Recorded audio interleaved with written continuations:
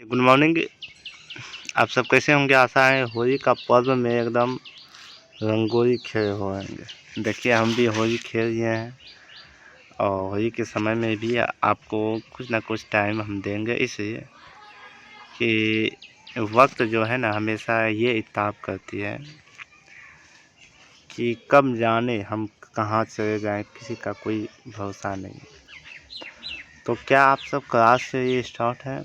अगर नहीं भी है तो आप इस वीडियो को आने वाले कल के रूप में देख सकते हैं। और हमेशा मैं कहता हूँ कि सफलता वो नहीं है जो आप कह सकते हैं कि तुरंत मिल जाए। सफलता के लिए काफ़ी लंबी समय लगता है। और तुरंत अपने आप को ये मत समझो कि मेरा उम्र हो गया। अरे बुढ़ाइयों तक में भी आपका उम्र नहीं, जब इस दुनिया में छिन जाए तब आप मानो आपका एक्सपीरियंस है। क्योंकि उसके बाद तो आप जानते हैं कि तत्व के अनेक गुण धर्म के आधार पे धातु पे और धातु का वर्गीकरण किया गया। आइए इन सब के बारे में हम थोड़ा डिटेल से समझते हैं और कहते हैं इस अध्याय में भौतिक और रासायनिक के गुणधर्मों को विस्तार पूर्वक अध्ययन करेंगे। परीक्षा नोट तैयारी करने के लिए महत्वपूर्ण है। आइए थोड़ा जानते हैं भौतिक में क्या होती है, रासायनिक में क्या होती है। देखिए भौतिक का गुण चमक जो होता है, चमक कठोरता अवस्था में होती है। इसमें जो है भौतिक में धात्विक कठोरता और अवस्था तीनों चीज़ के बारे में समझते हैं। पर धात्विक में शुद्ध धातु की चमक की सतह होती है। देखना हो कि धात्विक जो होता है पीतल, सोना, चांदी, ये सब क्या होता है? शुद्ध। अब यहाँ देखो थोड़ा यहाँ अपवाद में भी थोड़ा हम समझा देते हैं। अपवाद में मरकर यानी पारा, जिसको Hg भी कहते हैं। Hg कमरे के ताप में जब कमरे की ताप अधिक हो जाए तो वह स्वतः क्या होता है? स्वतः वह हमेशा द्रव आकार में हो जाता है। और क्षारीय में लिथियम, सोडियम, पोटेशियम बहुत मुलायम होती है। इन्हें चाकू से भी काटा जा सकता है। मतलब इसको चाकू से भी अपना जो है ना क्रियाकलाप कर सकते हैं। तो होली देखिए कैसा है रंगोली, तो यहाँ भी लगा देते तो आप सब सोचते हैं कि क्या सर आपने होली खेली। चलिए आगे की देखते हैं। देखो जीवन में सफलता वो नहीं है जो अपने आप मिल जाए, सफलता की काफ़ी समय लगता है जी। कठोरता क्या होता है? सामान्य धातु कठोर होती है और अलग अलग धातु को कठोरता का विभिन्न अवस्था होती है। अब देखो क्षारीय धातु के बारे में हमने बता दी। एक होता है गैलोरियम और सीजन का एक गलनांक बहुत कम होती है। हेतेरी में क्या किया जाता है? पिघला दिया जाता है। आइए जानते हैं इसकी अवस्था क्या होती है। अधिकतर धातु कमरे के ताप में क्या होती है? ठोस होती है। क्या होती है बाबा? ठोस होती है। अगर ठोस हुए छे तो हमें समझिए क्यों हुए छे, क्योंकि वो अवस्था के कारण होती है। आइए कुछ देखते हैं इसके भौतिक गुण धर्म। देखो अघातीय एवं तन्य क्या होती है? अघातीय कहता है कि धातुओं को पीस कर पतली चादर बनाया जाता है, जिसमें सोना, चांदी सबसे अधिक आघातर धातु होती है। देखो हम सब जो कोई भी चीज़ पहनते हैं, सोना, पीतल और यहाँ तक कि किसी भी पदार्थ के सिगरेट की जो पतली सी आकार से होता है, कहीं ना कहीं चांदी से थोड़ा मात्रा जुड़ी होती है और उसको पिघला कर या पीस कर उसके रूप होता है। अब देखो तन्य धातुओं की पतले तार के घिसने की क्षमता सबसे अधिक होती है। क्या होता है? सबसे अधिक होती है। और ये 100 ग्राम सोने से 2 किलो लंबा तार बनाया जा सकता है, जिसे वेरी इम्पोर्टेंस ये कहा कर। बताइए क्वेश्चन याद करना चाहिए। पर हम गोल हो जाते हैं, ठीक है, क्योंकि अब लग रहे हैं कि होली खेलें ना। तो आप सब जितने भी विद्यार्थी हैं, आप सब को कह दें कि सब्सक्राइब प्लस लाइक और साथ ही जो भी इस वीडियो को देखकर प्रभावित हुए हैं तो उसको सामने वाले जो व्यक्ति है, जो स्टूडेंट बाबू है, दोस्तिनी सब, उसको शेयर कर देना। क्या कर देना है? शेयर कर देना। कहते हैं ना कि आपकी दक्षिणा आपसे नहीं होती, आपकी दक्षिणा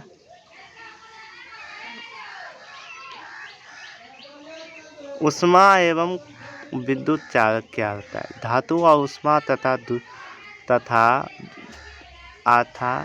ध्रुव धातु की सुचालक होती है। इसका गलनांक बहुत अधिक होता है।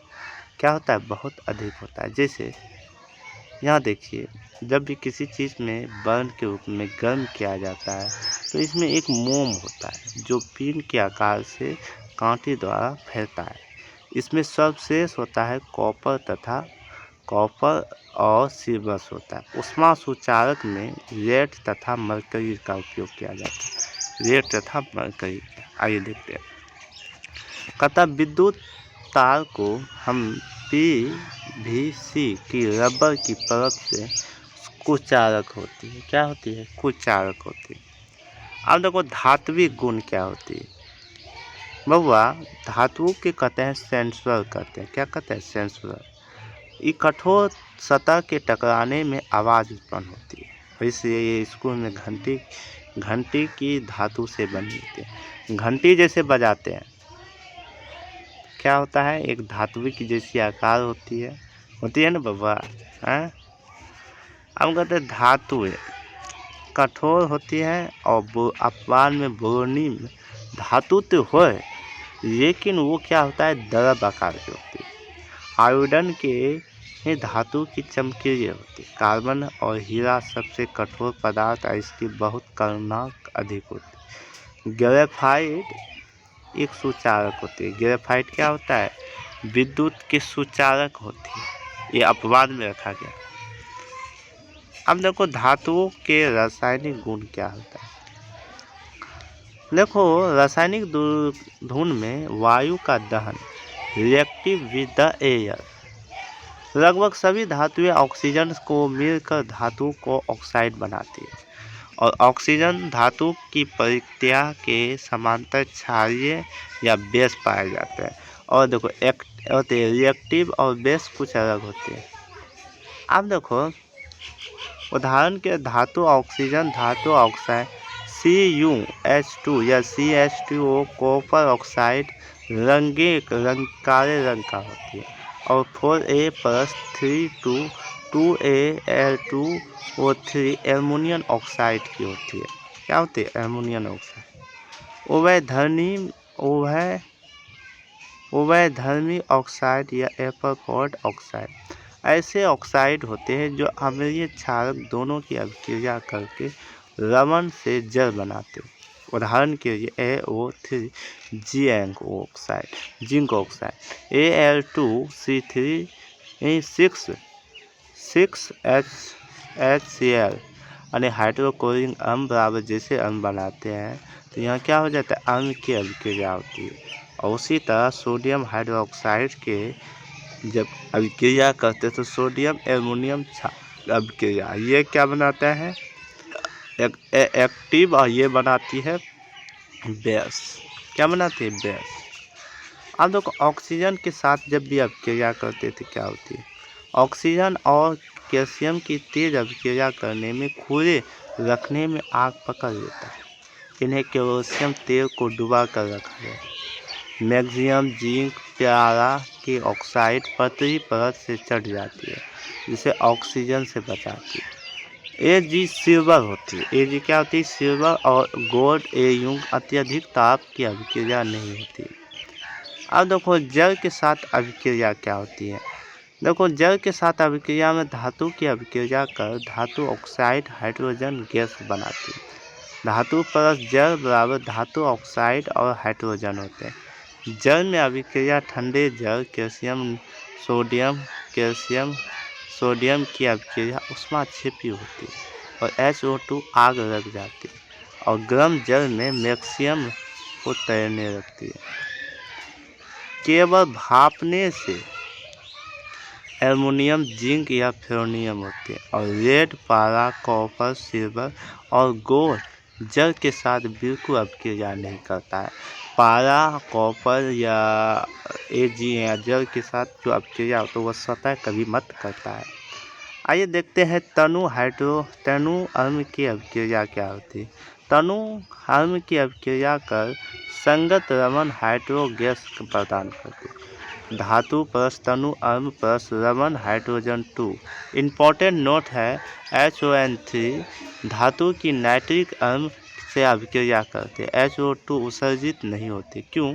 क्योंकि HNO3 एक परबल ऑक्साइड होती है जो HO2 ऑक्सीजन करके और HO2 जल के रूप में बनाती है। और इसका क्रमशः होता है बबुआ, हमने आपको बताए थे मैक्सियम, एल्युमिनियम और जिंक या फेरेनियम, 3 चीज़ होते हैं, मैक्सियम, एल्युमिनियम, जिंक, फेरेनियम। कॉपर की तनु HCl के साथ अभिक्रिया नहीं कर सकती। अब बात में मैक्सियम या मैग्नीज अति हाइड्रो NO3 के साथ HO2 गैस प्रदान करती है। आइए सक्रिय श्रेणी को बारे में हम समझते हैं। देखिए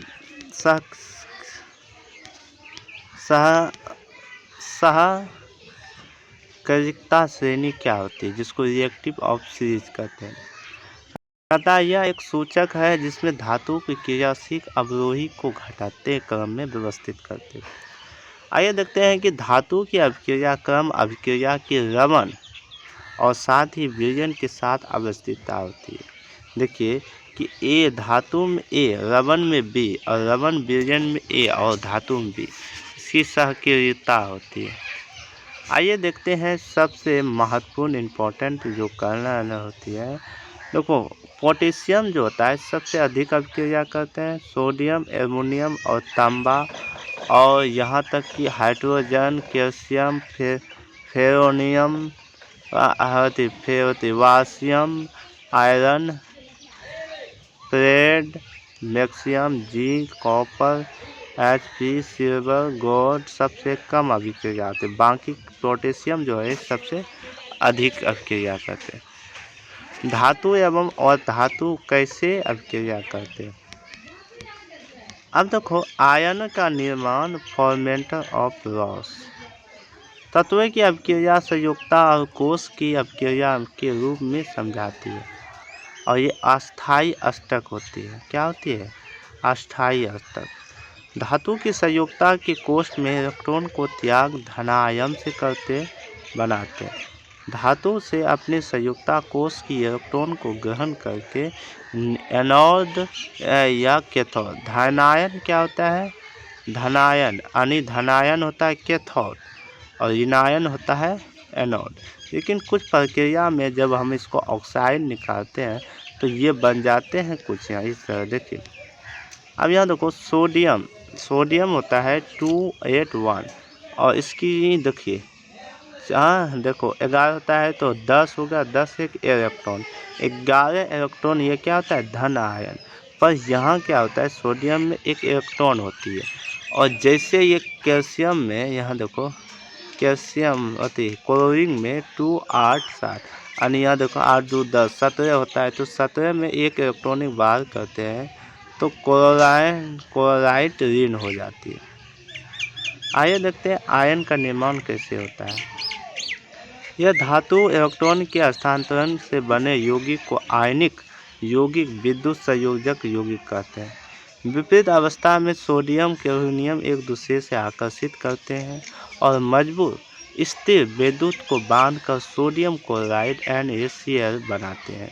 अब बाबा यहाँ थोड़ा ध्यान से देखिएगा, क्या देखिएगा, यहाँ देखो, यहाँ से यहाँ कोई भी डिवाइड की सर्किट को करते हैं तो सोडियम 2A1 या सोडियम 28 या सोडियम क्लोरीन 288 के रूप में प्रगति करती है। अब देखो आयनिक यौगिक के गुणधर्म क्या होती है बाबा। तो कहता है कि भौतिक के गणनांक की क्वथनांक में भौतिक प्रकृति फिजिक्स ऑफ न्यूट्रल कहते हैं। इसमें धन आवेश के बीच मजबूत आकर्षण का बल रखती है। क्या रखती है? आकर्षण का बल। अब देखो एक ठोस आकार के होते हैं, ये क्या सामान्यतः भंगुर होते हैं और दाब डालने में आंकड़े टूट जाते हैं। क्या होते हैं? टूट जाते हैं। अब यहाँ देखो मजबूत आंतरिक आकर्षित तोड़ने में ऊर्जा पर्याप्त होती है। अब घूर्णनशील एवं विद्युत चालक। घूर्णनशील सामान्य घूर्णनशील होते हैं, क्लोरीन पेट्रोल विलायक में वो विलय होती है।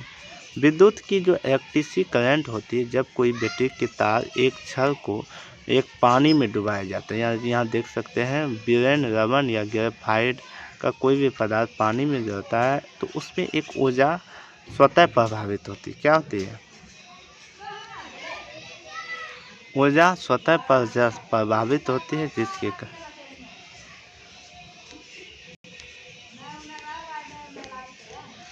आप देखो धातुओं को प्राप्ति ऑक्टेन ऑफ मेटा। कहता है कुछ महत्वपूर्ण खनिज क्या होता है? खनिज पृथ्वी की भूपट्टी से प्राकृतिक रूप से पाए जाने वाले तत्वों को यौगिक खनिज कहते हैं। क्या कहते हैं? यौगिक खनिज कहते हैं। अब देखो अयस्क क्या होती है? अयस्क को ये वह खनिज होते हैं जिसकी निष्करण लाभदायक होती है। निष्करण क्या होती है? लाभदायक होती है। और गैन का अर्थ होता है अयस्कों को मिट्टी, रेतानी जैसी अशुद्धियाँ गैन कहलाती है। अब देखो यहाँ पर इधर देखिए अयस्क की कुछ भाग भी हम देखते हैं। अयस्क कहता है कि उच्च अभिक्रिया, मध्य अभिक्रिया, निम्न अभिक्रिया। और हमने हमेशा कहता है कि अब यहाँ देखो ये गैयतिक होता है, ये कार्बनिक और ये सल्फाइडिक, भर्जक निस्तापन और सल्फाइड और अयस्क। अब देखो इसमें भी कई खंड बांटा गया। निस्तापन में भी विद्युत अपघटन में शुद्ध धातु ऑक्साइड अपचय और यह धातु की शोषण और धातु भर्जन परिकरण। अब देखो सक्रियता क्या होती है? तो ये सब क्वेश्चन उतना नहीं पूछा जाता है। चलिए इसको सब हटा देते हैं। जो क्वेश्चन पूछेगा वही आपको हम बताएंगे। और लास्ट का क्वेश्चन हम बता देते हैं, ठीक है, क्योंकि हेरी भी है। मिश्र धातु या और में धातुओं को बेहतर बनाना। मिश्र धातु क्या है? सबसे पहला कहता है कि दो या दो से अधिक धातु एक और धातु समांगिक होती है, जिसमें यह धातु गुणों को बेहतर बनाने के लिए एक विधि है। क्या होता है? विधि है। जिससे पीतल में बेस, तांबा, कॉपर, जस्टा होता है। कांसा में तांबा या टीन होता है। सोल्डर में सीसा या टीन और इसका गलनांक बहुत कम तारों का वेल्डिंग होती है। तो आज का टॉपिक बस यहीं। आप सब इसको ज़्यादा से ज़्यादा अपने दोस्तों के साथ हैप्पी होली के साथ यह चीज़ों को शेयर करें, लाइक करें, सब्सक्राइब करें। आपका हैप्पी होली का बेहतर या अपने स्वास्थ्य का भी ध्यान रखें। धन्यवाद।